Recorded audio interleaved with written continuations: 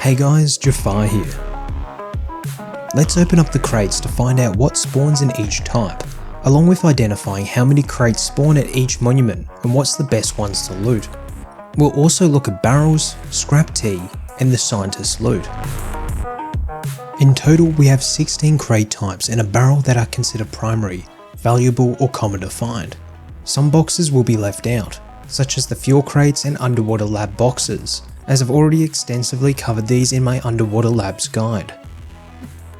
There are two types, including blue and tan barrels. Both types have the same loot table. However, the tan contains only 35 HP, while the blue has 50. Harvesting these barrels will guarantee you 2 scrap, but this can be increased with scrap tea. The basic tea will now yield 4 scrap per barrel. The advanced tea gives you an alternating amount of scrap, with the first barrel giving you 6 and the second with 7. Finally, pure scrap tea yields 9 scrap per barrel. Here's a sample of the loot found within the barrels.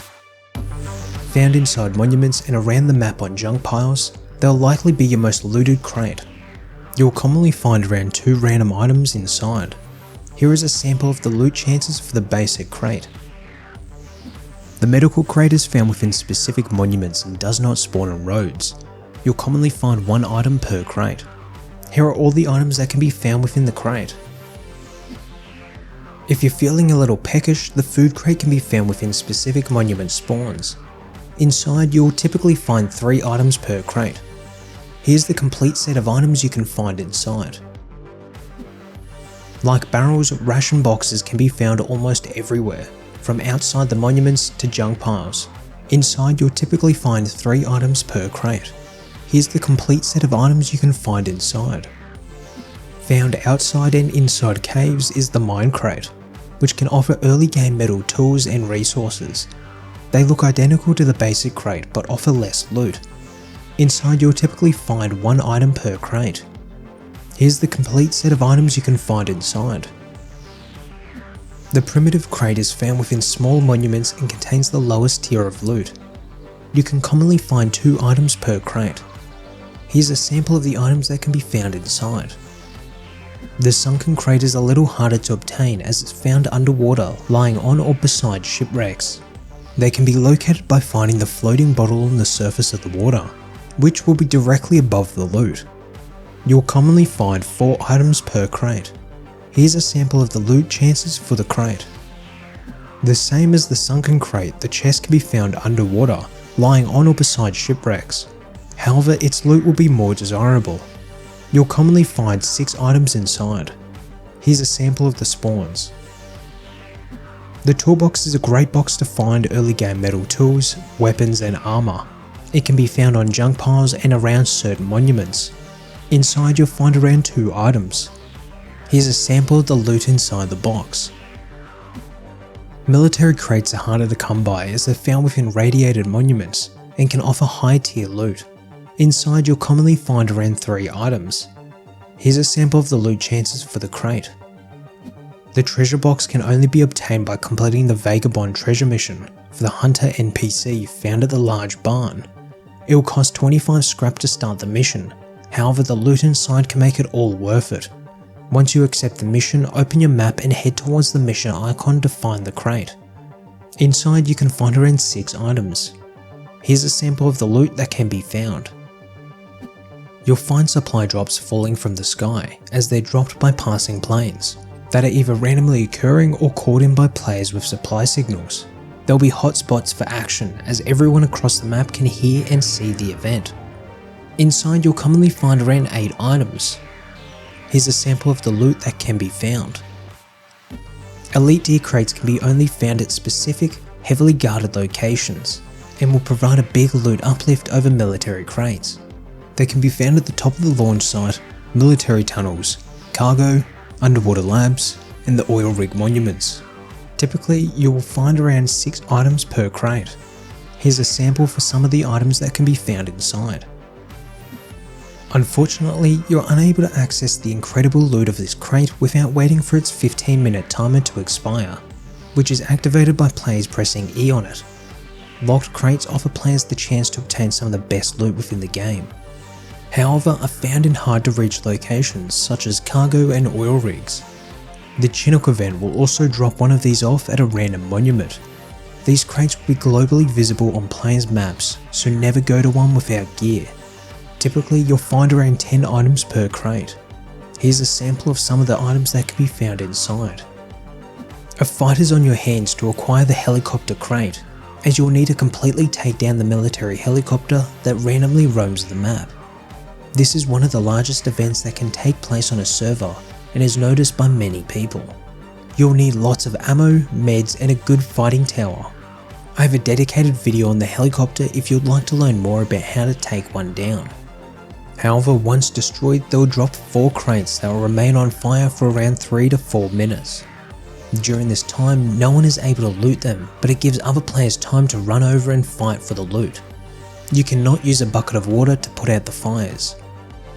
But if the crates land in a large pool of water, their fires will be immediately put out and they'll be lootable. You'll commonly find an ammo, armor, attachment, explosive or gun box, along with the chance to find the M249, one of the rarest and most sought after guns in the game. Here's a sample of some of the incredible items you can find inside. Finally, we've reached the APC Crate, the best lootable crate within the game. First, you must take down the AI Bradley APC found roaming at the launch site. You'll need multiple rockets and some good cover, all while you're completely exposed to other players.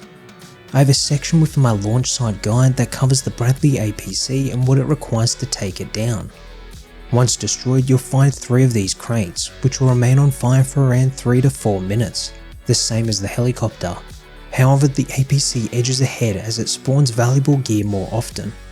Each crate will spawn a category of items such as an ammo box, explosive box or gun box. In total, here's the loot that can be found within the APC Crate. There is a total of 11 scientist NPCs that can spawn across the map in different biomes or monuments. They may appear to wear the same clothes but can drop completely different loot. It appears the loot they drop is closely tied to their overall HP, so let's group them together. For the lowest tier we have the roaming scientist, found along the roads with 115 HP. Once killed, you'll likely find 2 items. Here are the 10 highest chance items on one's body. Next we have the tunnel and underwater dwellers with 125 HP. They'll both drop similar loot and will likely contain 3 items once killed. Here are the top 10 items by chance you'll find. The common bunch contains the Arctic, cargo, excavator, military base, oil rig and patrol scientists with 150 HP. They all contain nearly identical loot tables with just a few items with a different percentage here and there. Once killed, they'll contain 3 items. Here are the top 10 items by chance you can find on these scientists. The military scientists are the strongest, non-heavy NPCs that will only spawn within military tunnels, at 175 HP. Be careful as they wield deadly weapons like the LR300 or SPAS-12 that can definitely hurt inside the tunnel rooms. Once killed, they can contain around 3 items. Here are the top 10 items by chance you can find on the military scientists. Coming in at 300 HP we have the Brutes of Rust, the heavy scientists. They are the most aggressive scientists and wield the deadliest of weapons such as the M249 and SPAS-12. They do not spawn naturally and require an event to be triggered such as hacking the oil rig lock crate. Once killed, they have the possibility of spawning 6 items. Here are the top 10 items by chance you can find on the heavy scientists, along with the most interesting items that can be found. All the scientists can be harvested for the same amount of cloth and bones. It's best to use a knife or hatchet. Now we know what spawns inside each crate. Let's compare the monuments to see how many crates and their types spawn at each one. The basic crate tier combines the basic tan crate with the blue underwater crates, considering they have the same loot table. The other category includes tool, ammo, tech and explosive boxes. Finally, the military tier combines both the green military crate and the yellow underwater crate. It's crazy to see how many crates the launch site spawns compared to the other monuments. However, it lacks in spawning lock crates. Additionally, the underwater labs is very difficult to measure as each one is randomly generated. However, this is a rough estimate of what you might find between two different labs. To get a better view of which monuments are the best purely based on crates, we can assign a score to each crate type. We can see the tides now change, since cargoes rank the best purely on how many locked crates it spawns. As for the crate locations, I have a Rust Monuments playlist which I'll link in the description, where I individually cover each monument, its spawn locations, and expected gear. So feel free to go to a specific monument guide to learn more. That's it for the Rust Loot Guide. Thanks guys for watching, and I hope to see you in the next one.